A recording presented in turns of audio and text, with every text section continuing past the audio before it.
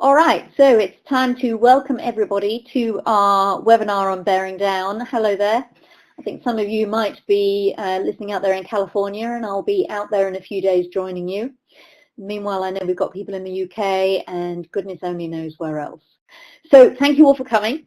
My aim in this webinar is to talk about bearing down and to really ask the question, would you like to be somebody who could push your hand forward reliably, who has what has been known in the trade as an independent seat, and who really doesn't feel the need to pull on the reins rather than just tries to resist the temptation to pull on the reins?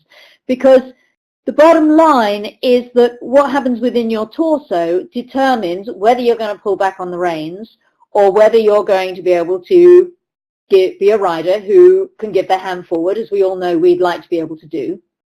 And that means that if I were coaching you, it will be a waste of time, my time and your money, me saying to you, don't pull, don't pull, don't pull, don't pull. I've told you not to pull. I'm telling you again, don't pull. Because the bottom line is, in order to not pull, you have to have something else to do instead. And that something else is what we call bear down. And it's to do with stabilizing your torso.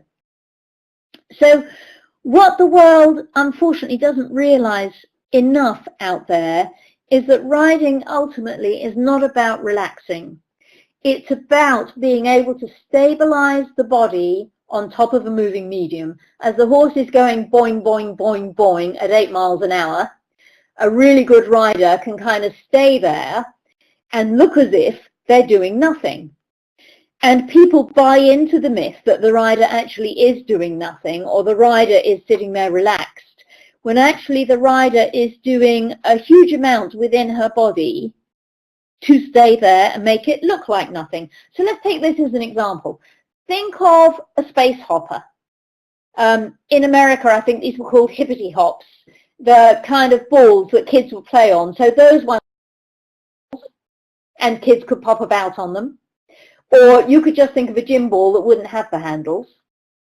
And let's suppose you've got this gym ball and you're sitting on it and you're managing to make it hop across the riding arena. Okay, so maybe you're there on the hippity hop, you're holding the handles, you're hopping across the riding arena, and then supposing you let go of the handles and you try to stay on the ball and you try to stay hopping.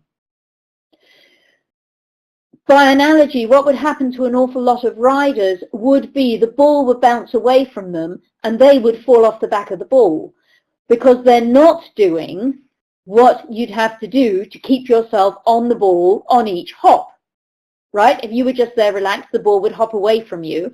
And if you had reins attached to something, you could pull on those and possibly not topple backwards off the ball. But the whole point is to be able to stay with the ball without being able to, or without needing to, pull on something. So what that really means, if you can do that, is that you can in your body match the forces which the horse's movement exerts on your body.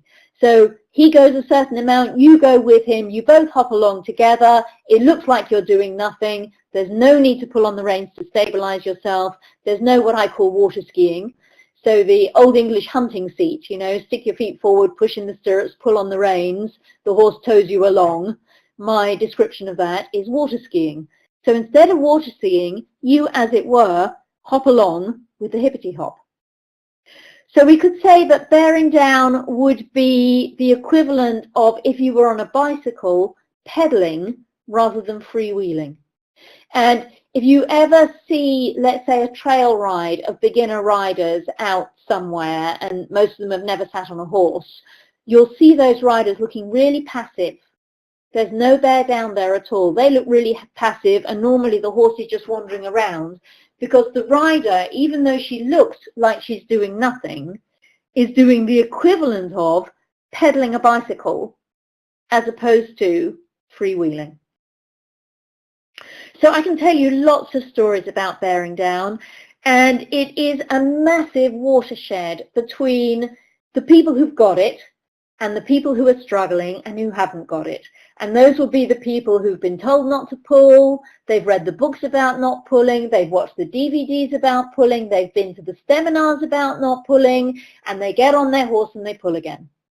And maybe they go to bed that night and shed tears of grief and vow to themselves they won't pull tomorrow, and they get on and they do.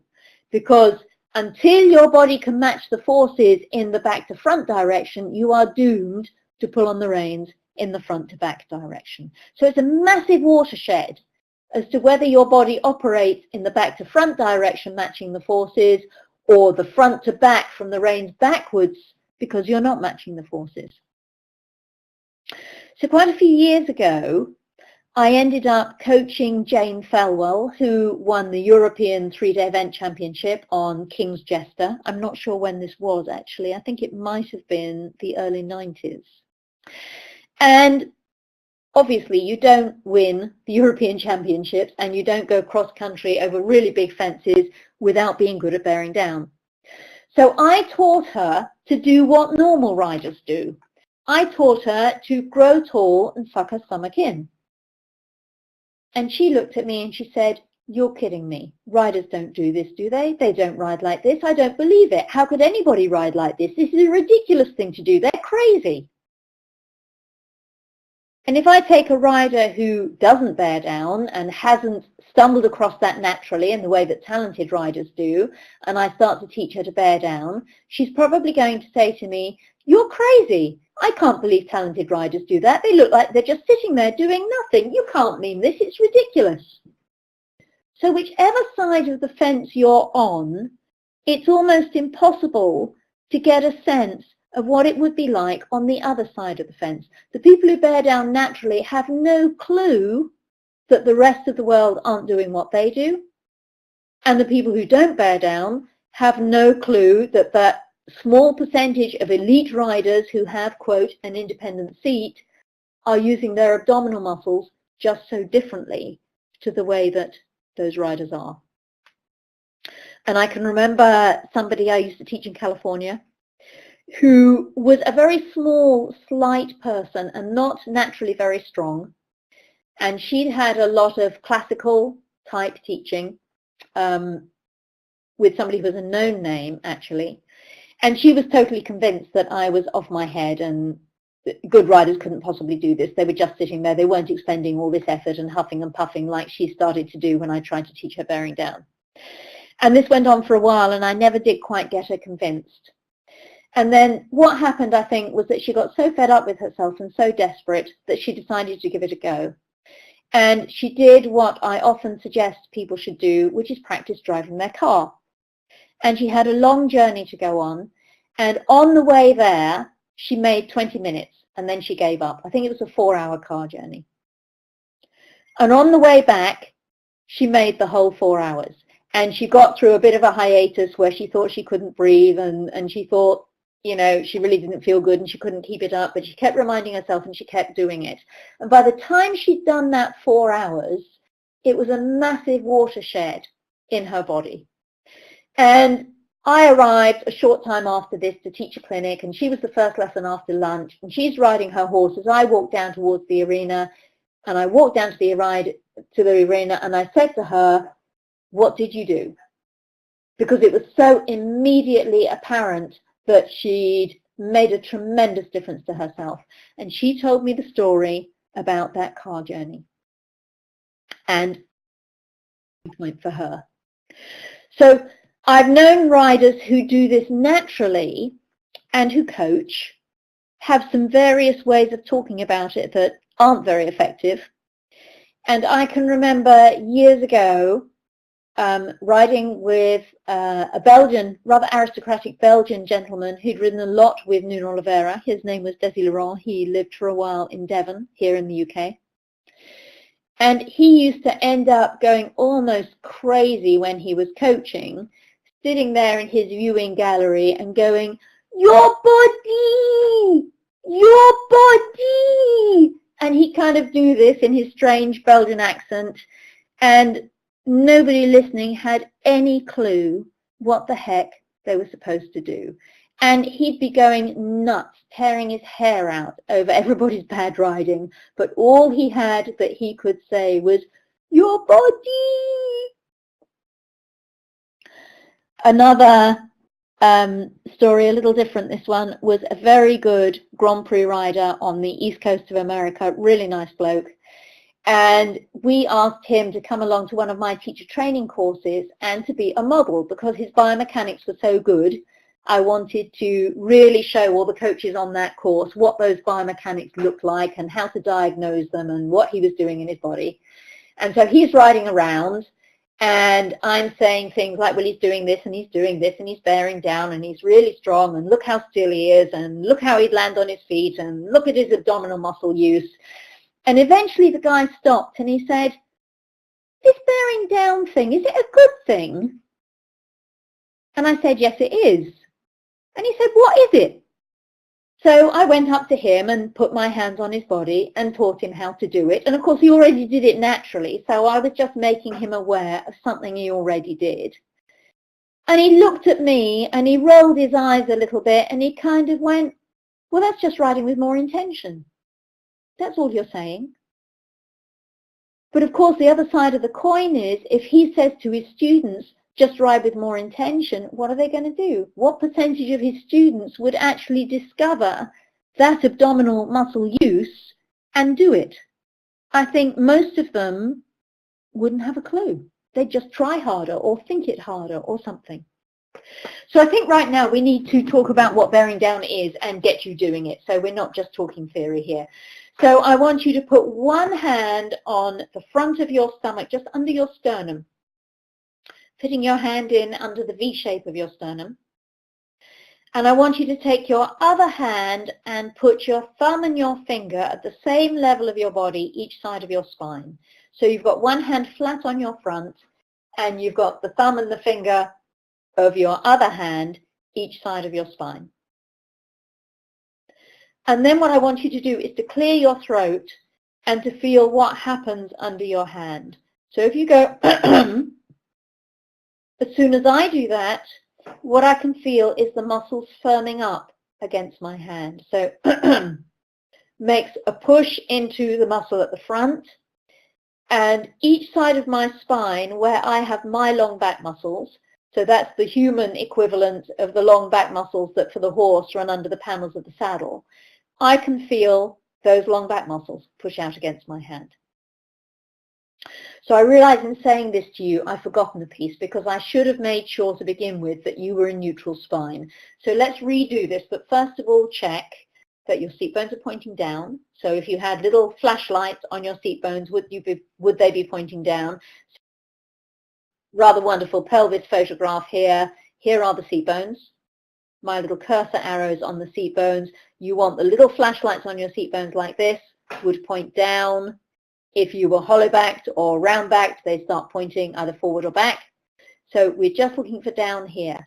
And when you're in that place, your torso will be like a box.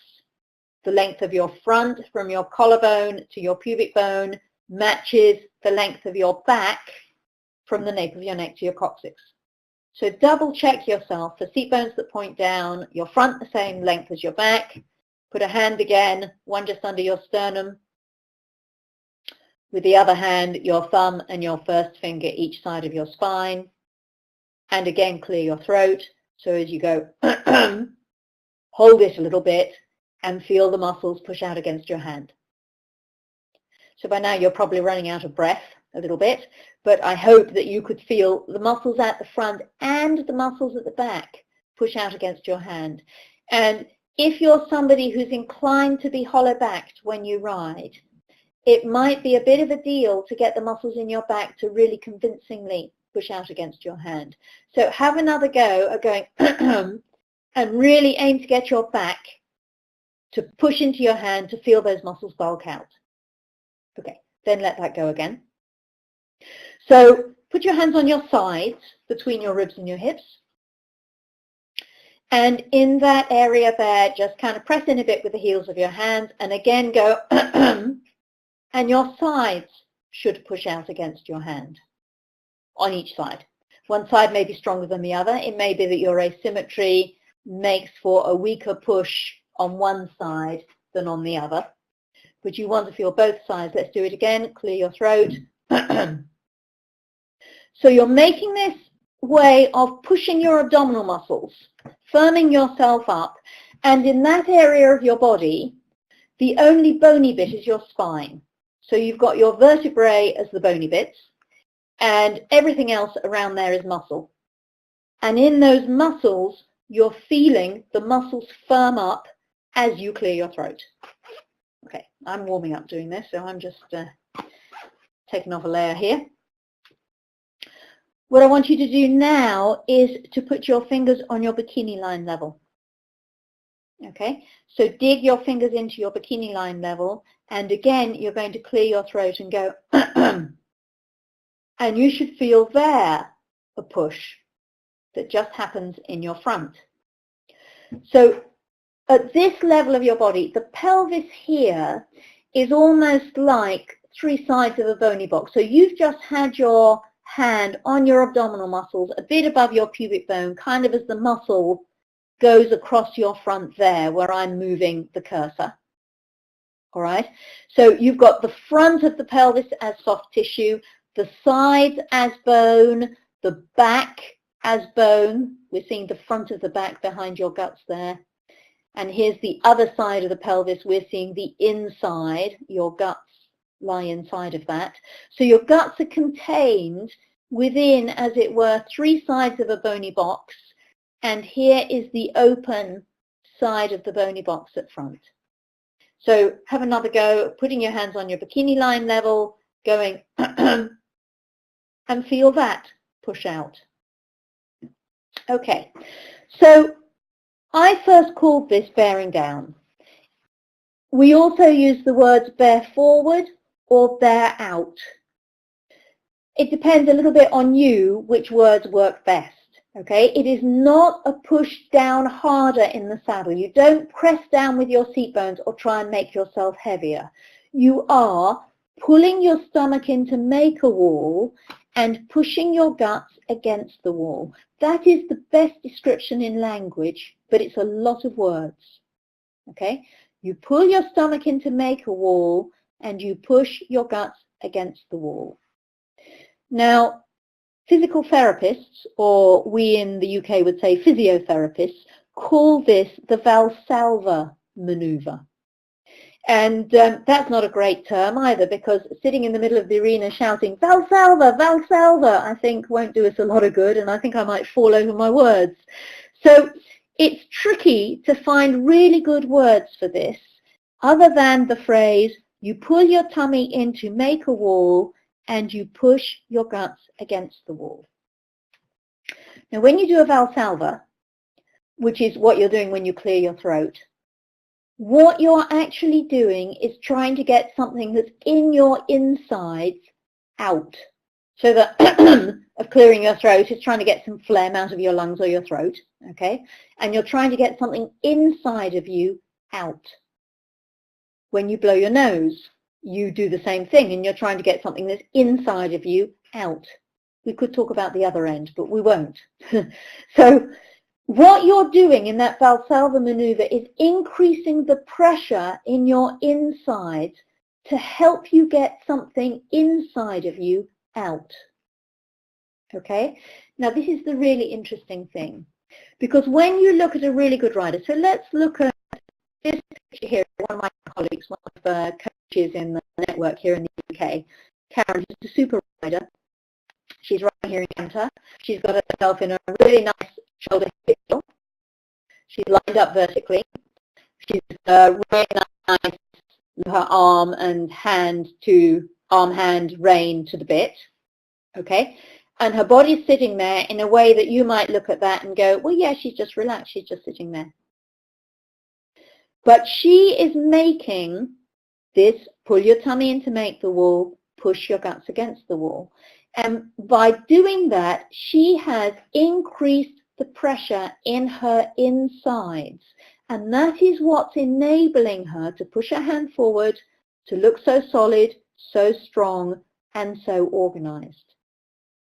So what tends to happen is that people look at the top riders, and maybe they look at my American colleague Heather Blitz, or they look at our British riders, Charlotte Dujardin or Laura Beckelsheimer, and they look at these riders and go, gosh, aren't they lovely and relaxed? And what they really should be saying is, gosh, don't these riders have really high tone? Don't these riders have huge pressure in their insides? Look how they can match the forces. Look how they can give their hand forward. And nobody's going to suggest that they're uptight, but they're definitely not down loose. There's a huge amount of going on in their body that the world in general does not recognize. And this is the difference between whether you, as it were, push or pull. So we might look at a few other of these photos. It's actually just fun. So we've got here in the 6 days of the trot, as strong and organized as the rider we just looked at. Can't see that rider so well.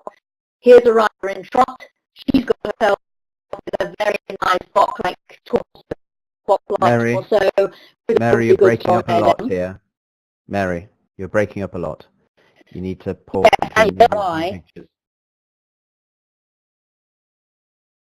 Have you got a suggestion about what to do? No, I was saying you're breaking up a lot in between pictures. Remember, you need to stop speaking. All right. Yes, I'm sorry. Yeah? Thank you for reminding me. I keep forgetting to leave a little bit between pictures. So here in this photo here, you've got a rider with a pretty good, strong, together torso. And I'm going to just flip through some more and hopefully remember to leave a little while before I start talking.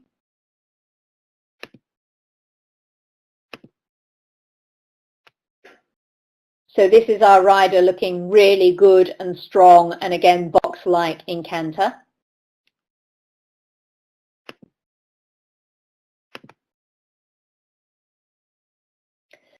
This rider is in the sit phase of riding trot, and again, she's pretty good and strong. And you can see that she can push her hands here. There's no tendency there for her to need to pull on the reins. The stability in her torso is keeping her in place.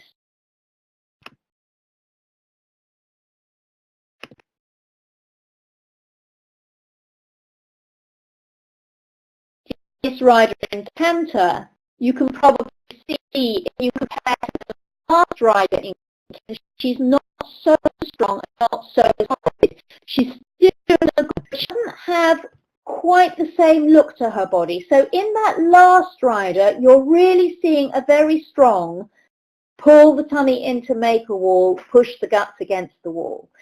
And that last rider would be almost as if we'd taken our whole torso and shrink wrapped it, okay, and made the walls of the torso really firm and really strong. This rider has less strong walls. So what I'm going to do in a moment is just flip back to that other canter photo so you get the comparison.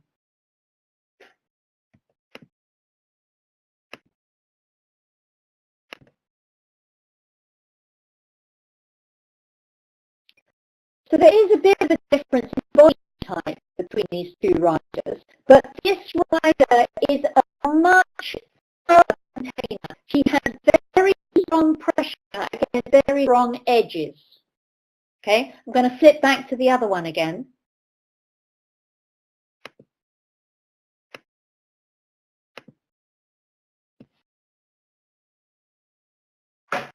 Just give it a few seconds, Mary, before you speak. It's still breaking up, so once the picture's showing, just wait a few seconds.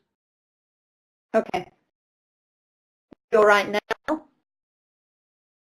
So this rider, you can see it's like the boundaries of her body aren't so strong. She's just not so, as it were, shrink wrapped. So sometimes when the rider is riding a horse that would really like to be heavy in her hand, I'll say to the rider, if this horse was some kind of, I don't know, kind of what, not a normal horse, but anyway, he's a horse and he's got inside him particles. And some parts of his body are really firmly packed with particles, and some parts are maybe medium packed, and some parts aren't very packed at all. And I'll say to the rider, where is this horse most packed with particles? And the answer is usually in his chest, in his shoulders, maybe in his neck, or in his head.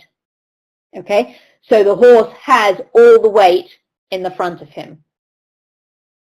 And then I'll say to the rider, so how packed with particles are you compared to how that part of the horse is packed with particles? Now, this rider would be less packed with particles. She's less firmly packed than the other rider. And you could think of it that if we took out your guts and took out your organs and blew you up with a bicycle pump, but you're a box and your torso won't blow up into the balloon, you have very, very strong edges just being a box shape. But we put more and more pressure against really strong edges. Okay? Now, there is less pressure against less strong edges in this rider than the previous rider, who had really strong pressure into really strong edges.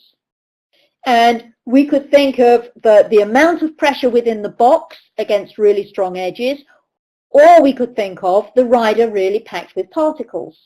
And both of those are variations on the theme.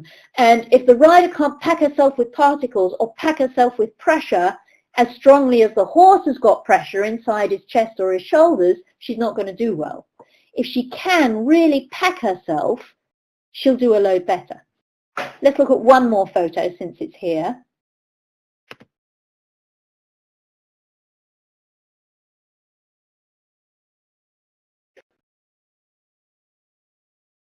This photo of this little girl who I think was 9 or 10 at the time, and she is packed against firm edges. She has naturally high muscle tone. She's a lucky kid who had this adorable pony and learnt to bear down from day one. Her mum is one of the coaches in the network here in the UK, and she's just got that solidity. And you can look at her arm and her ability to give her arm forward and how well that works.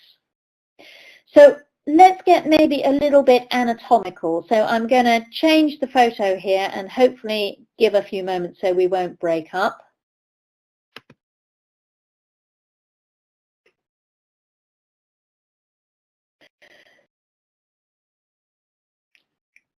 Here we've got the abdomen, right, with a number of layers of muscle. So these ones up the front here are what everybody knows as a six-pack. And here you have the transverse muscles coming around. So these muscles down to the lines of the edges of the abdomen, they're a wraparound corset, right? So you've got a wraparound corset here meeting the muscles that go up and down the front. Okay, they're under this layer of fascia or connective tissue here, so you can see as that's cut away how they are under there, right? And you've got several layers of muscles wrapping around. Your ability to pull your tummy in to make the wall has a lot to do with the strength in these wraparound muscles, not just in the up and down muscles. And any of you who've done Pilates, I'm sure, will have learned a lot about these wraparound muscles and the idea of the body being held by these muscles in a corset. And as you pull your tummy in to make the wall, push your guts against the wall, you want to think of that whole wraparound making a really firm wall. And clearing your increases the pressure in your insides.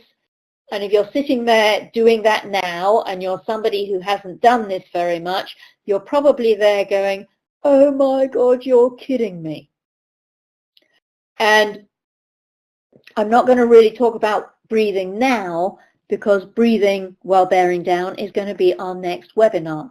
But being able to hold your abdominals like this all the time and breathe and have it be no big deal is a fundamental cornerstone of skill, which, even though people talk much more about core strength now than they ever did a few years ago, I think is still not really well described in the rather abstract notion of core strength. So one of the riders I know who has a really good bear down is Dane Rawlings. He's a dressage rider that if you're British, you'll probably know his name. And the story about Dane was that he grew up in South London and his dad coached boxing. And he ended up riding almost rather by chance, but he spent a lot of his childhood in his dad's boxing gym. And Dane has a phenomenal bear down. And what they used to do as kids in these classes was they'd all lie down on the floor and they'd take it in turns to walk across each other's stomachs. Now, I'm not going to suggest that, and I don't know if health and safety has moved on enough in boxing that that wouldn't be allowed nowadays. But basically, if you were going to hold your stomach in a way that if somebody trod on it, it wouldn't damage your guts, you'd have to make that wall, push against the wall, make load of pressure in your insides, and refuse to be squished. And I think that's where Dane learnt his really good bear down. You'll often see event riders who bear down like crazy when they're in front of a big parallel of telegraph poles, right? In that situation, which is do or die, anybody who puts themselves in that situation pretty much instinctively will bear down. If you couldn't do that, you just wouldn't put yourself there. But those riders, when they go in a dressage arena, probably don't bear down. They're probably doing what they think they're supposed to do when they, quote, do dressage. In fact, I've had the privilege back through time of coaching Lucinda Green, and I can tell you that she had the most phenomenal cross-country bear down, but to start to do that on the flat was a really big shock to her. And her history was of having gone to numerous dressage coaches who were trying to fix her in her really competitive days, going to Germany and God knows where else, and being told to relax.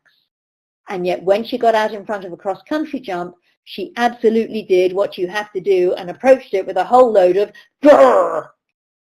So event riders will do that naturally cross-country, but very often not do well in the dressage arena. And I've seen both event riders and show jumpers sort of dollop their way like a bit of a hunk of jelly or some damp noodles around between fences, and then they get 3 strides in front of a show jump and they glunk their body into place and they really bear down and they go for it. And they land and then they go blur, blur, blur on the other side until they've gone round the corner and on a bit and they see the next jump and they go glunk. Now the really top show jumpers don't do that. They stay strong and solid all the time. But many people who jump only actually really use their abdominal muscles well once they're in front of a fence. And then, of course, the irony, which is really quite funny, is you take a dressage rider who might be really good at bearing down whilst in walk, trot, canter, training their horse, and if you put a jump in front of them, they get 3 strides out of the jump and go, ah, and go to jelly. So it's a really pretty damn good elite rider who can bear down on the flat, bear down in front of a fence, bear down after a fence, bear down when things are going well, bear down when things are not going well, and who really has this sorted. Having just made that sound, grrr, just realize that if you were hacking your horse out and maybe he was iffy about going past something and you found yourself going, grrr, come on, grrr, and making noises at him like that, when you grrr, guess what you do with your abdominals and guess what you do with your insides? You bear down. So the question then comes, when your horse responds to that and goes past the spooky thing, did he do it because of the noise you made, or did he do it because of what happened with the increased pressure of your guts against the wall? And I think we'll, maybe never know the answer to that one, but I'm going to suggest to you that the push of your guts against the wall and the increase of pressure in your insides was an important part of it. I'm also going to suggest to you that the phrase push, which people use in riding arenas, and most folks would interpret to mean push with your seat, get your seat bones, move them backwards and forwards on the saddle, shove with your bum, the push really doesn't mean that at all. That what push means is pull your stomach in to make a wall and push your guts against the wall. Increase the pressure in your insides, make a really firm push against really strong edges.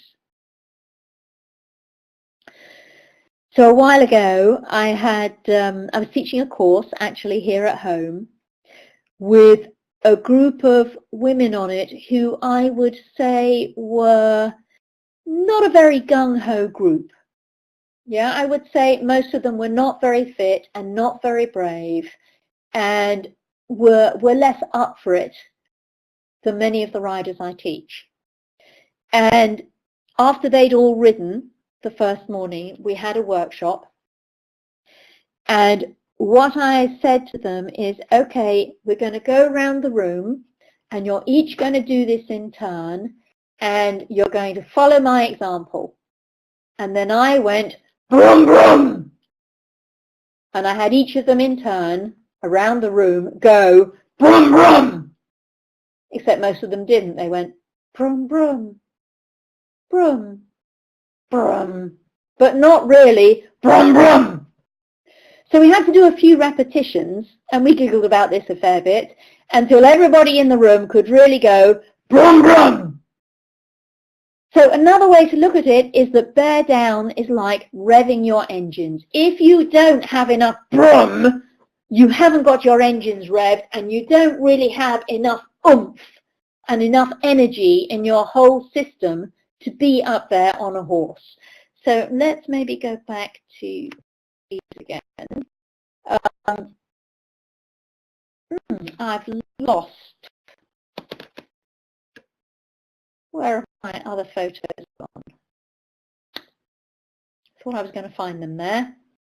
All right, so it looks like I might have lost my horse photos for the moment. Peter might tell me where they are in a moment. That's my dog photos. Back here, I think I can find them. Yeah, so I keep quiet again while I through.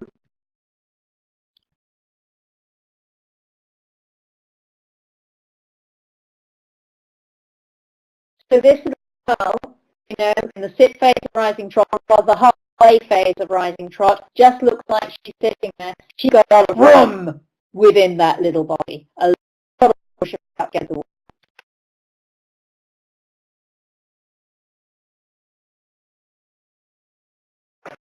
This rider here, she's got a lot of room as well, matching the forces of a big horse here, alpha, and a lot of brum just happening there.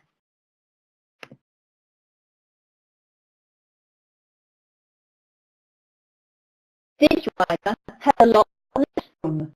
She's got less firm boundaries to her body and a less firm push against it. So let's make a comparison again if we go back from this rider to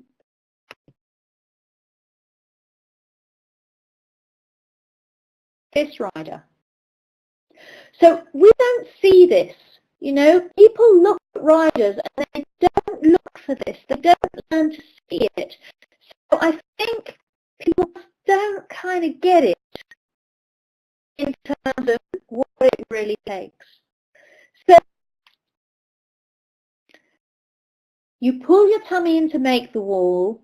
You push your guts against the wall. You can practice this driving your car. If it's new for you, you are going to struggle to do this and breathe. And it's such a big deal, as I said, that our next webinar following the chapters in the Essentials book will be about breathing. So I'm not going to say very much about it now. But everybody, when they learn to bear down and make more pressure in their inside, starts to go, how do I breathe at the same time? And all I will say for the moment as a shortcut to this, just to give you a little something to work on in the meanwhile, would be think of a chemistry flask shape, where your windpipe is like the neck of the chemistry flask, and you could imagine it going down further than it really goes to about your waist. And then the bowl of the chemistry flask is in your belly. And you want to see if you can get the air to go all the way down the long neck, and into the round bowl. And your aim is to keep breathing like that as you pull your tummy in to make the wall, push your guts against the wall. And I recommend that you go to remind your body and show you what to do. And you can do this driving your car and see if you can emulate my friend I told you about from California who did that 4-hour car journey, managed to bear down and breathe for the whole 4 hours, and it was a complete and utter watershed in terms of her skill. She was able to kind of hold her hands up and go, okay, I get it. I thought you were crazy. I thought they couldn't be working this hard. But now I realize how much more strong and how much more stable I am and how important this is. So you practice driving your car. You want to practice from being in neutral spine. If your back is hollow, you're going to really struggle. You won't be able to get the bear down to go into your back. If your back is rounded, you just won't get any strength in your front, and your breathing won't be good in either case. So the first thing is get your seat bones pointing down, get yourself to neutral. Think of the chemistry flask. It might help you to breathe through your mouth. Can you get the air to go all the way down the long neck and into the round bowl? You're wanting to hold the firmness in your muscles on the breath in and on the breath out. And it's a big deal. I know this. For anybody learning this for the first time, it's a really big deal. Here's another little exercise that might help you. Put one of your hands just below your sternum and make the fingers into a claw. So your fingers are all together and you kind of poke your fingernails into yourself a little bit. And then put the other hand in the same kind of way on your bikini line.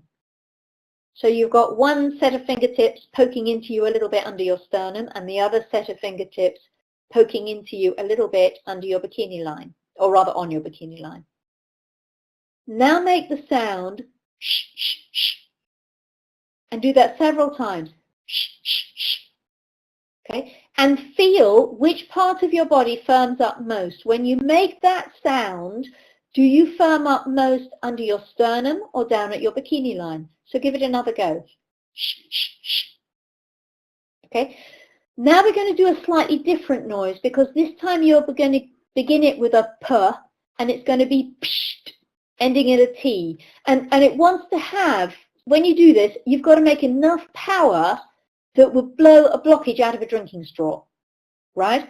So you're really trying to make power. So now we're going to do the psh version. So go psh, psh, psh. Do it several times. Psh, psh, psh. Psh, psh, psh.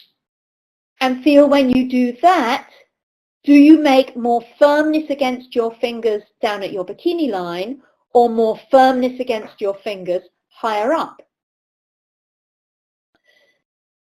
So what happens is most people find that shh, shh, shh, firms them up higher up and psh, psh, psh, firms them up lower down.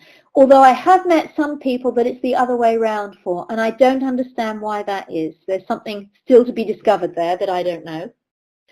But meanwhile, have a go at doing this. We're going to go each one in turn. So we're going to go shh, shh, shh, psh, psh, psh, shh, shh, shh, psh, psh, psh.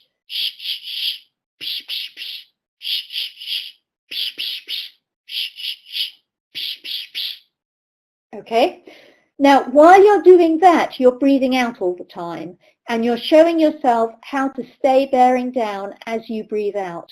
And I learned that exercise from the husband of one of my pupils who sung in a choir. And he watched me teaching his wife, and we're talking about bearing down. And at the end of the lesson, he said, oh, we have this exercise we do for warming up in choir. And he showed us this exercise. And I thought, what a fantastic bear down building exercise that was. So the sound psht in particular is a really useful one.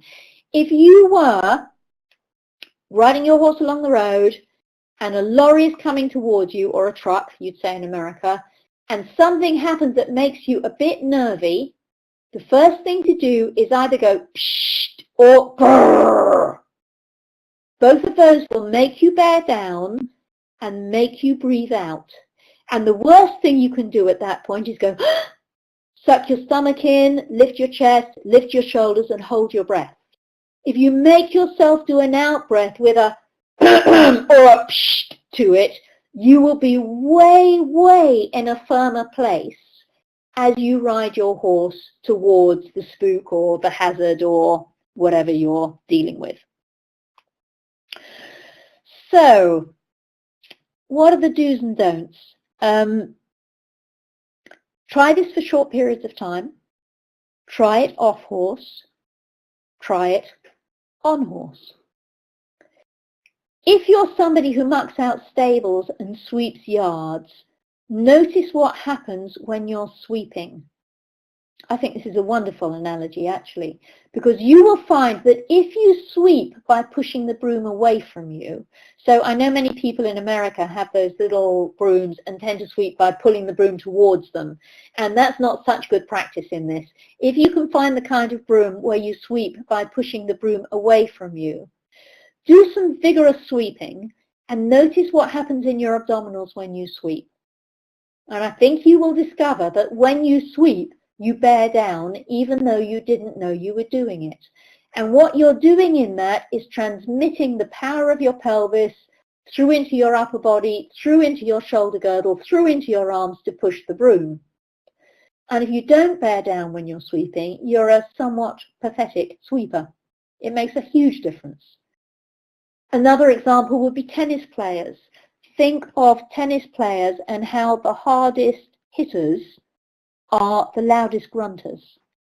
And when tennis players get to go, ugh, when they hit the ball, what they're doing is they're bearing down. They're engaging their abdominals, they're increasing the pressure in their insides, they're making the power of their pelvis connect into their upper body behind the ball into the shot. So those are two examples of where bear down happens naturally. And in fact, many people I know who've been good singers, good breathers, good at bearing down in that context, have become riders who didn't transfer that skill to their riding. The fact that you do it in one place, maybe you're a very good sweeper, doesn't necessarily mean that you will realize that you have to transfer that skill to riding, and that the same, quote, push is involved in both of them. So when you do this, it's really important to maintain neutral. You can think of the words bear forward, bear out, bear down, whichever one does it for you. You can clear your throat. You can cough. Actually, giggling is another good one. If you giggle, giggling makes you bear down. So all of those make you do it naturally. And just do it for little times. Do it making telephone calls. Do it cooking supper. Do it pushing the supermarket trolley. Here's an interesting story, actually. When I first started doing this, and I had the idea of the rider's hands being out in front of her. If she was bearing down well, she could get her hands to push away from her rather than pull back, and that it would be as if she was pushing a baby buggy. And that was my way of explaining it. And one of my colleagues was teaching a bloke, had to be a guy, a while ago, stronger than the average person because blokes on the whole have more muscle power and more bear down easily available to them. And he got himself in a really good place and went, oh, this is like push starting a car up a hill.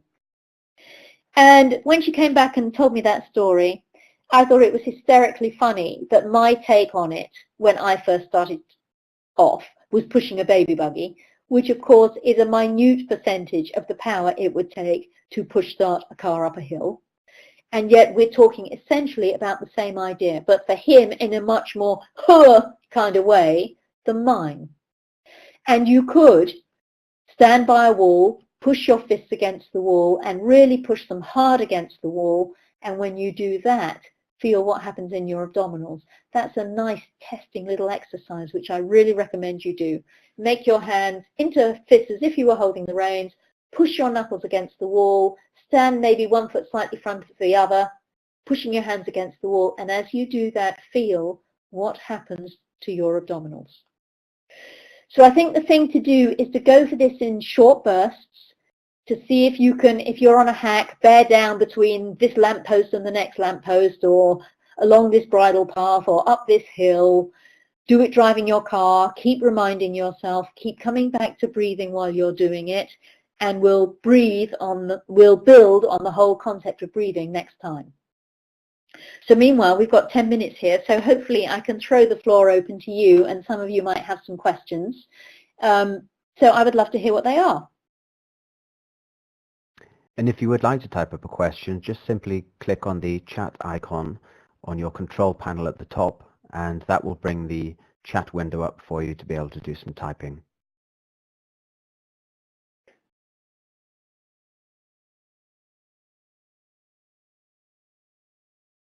So I'm wondering here too, how many of you listening, already are familiar with my work and already are well in process with bearing down, and how many of you are hearing this and putting your hands on your body and going, and going, oh my God, you must be kidding me.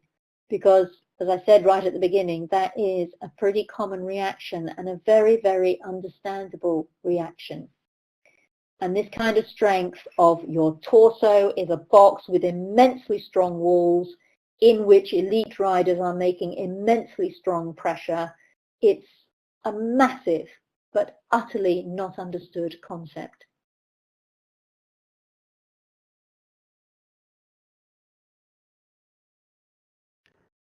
So, Mary, there's no question there, but I've got a question. Could you do this too much? That's a good question. Actually, it's just for guys, the answer is more likely to be yes than for women. For women, you're highly unlikely to overdo it in probably the first 5 years.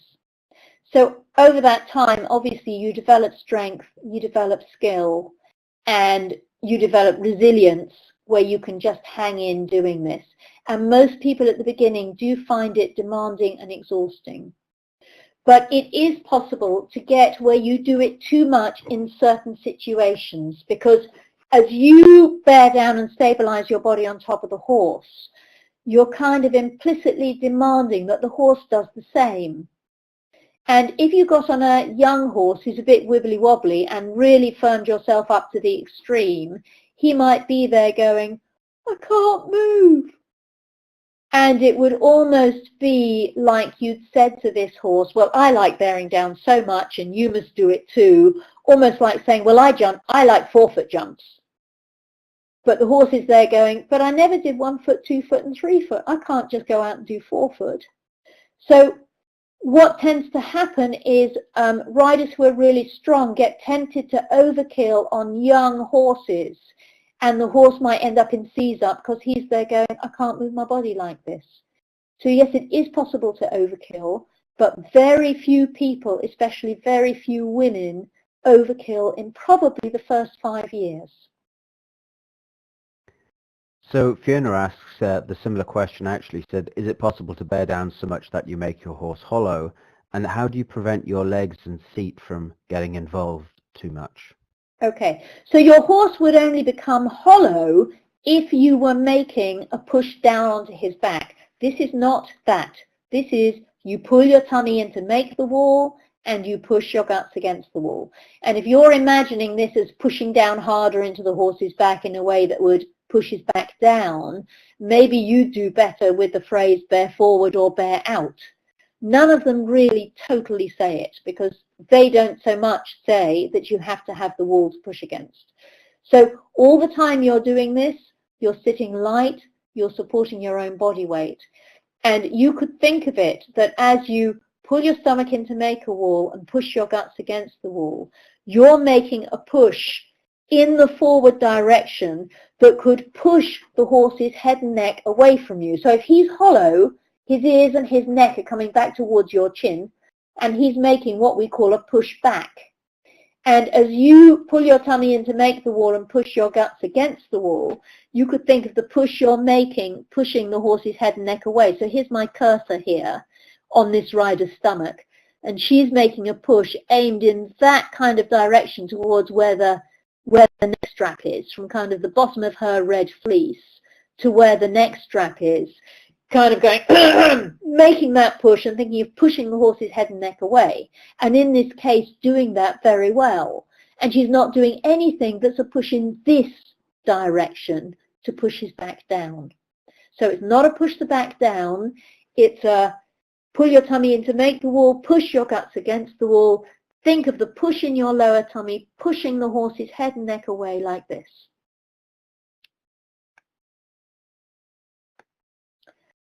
Fiona, I'm wondering if you understand that, and, you know, oh, thank you, Fiona, for your message. So, I mean, Fiona, this is easy to say and easy to kind of go, oh, okay, maybe that could work. Another thing, of course, to learn to do it in your body. But you could literally think of two opposing forces, the backward force of the horse scrunching his head and neck backwards, and the forward force that the rider's making in her. And if the rider's force is bigger, this is what will happen. If the horse's scrunching backwards force is bigger, he'll push the rider backwards and she'll topple down and get heavy on his back and make things worse. So your push forward bigger than the horse's push back is another of the really big uses of bear down.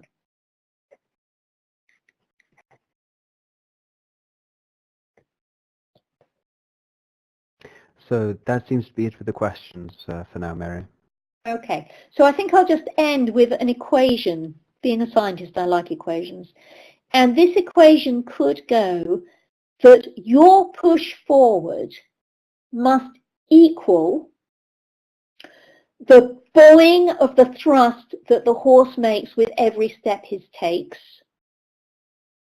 plus be equal and opposite to any amount that he might try and push back at you as he scrunches his neck back towards your chin, plus some extra to play with.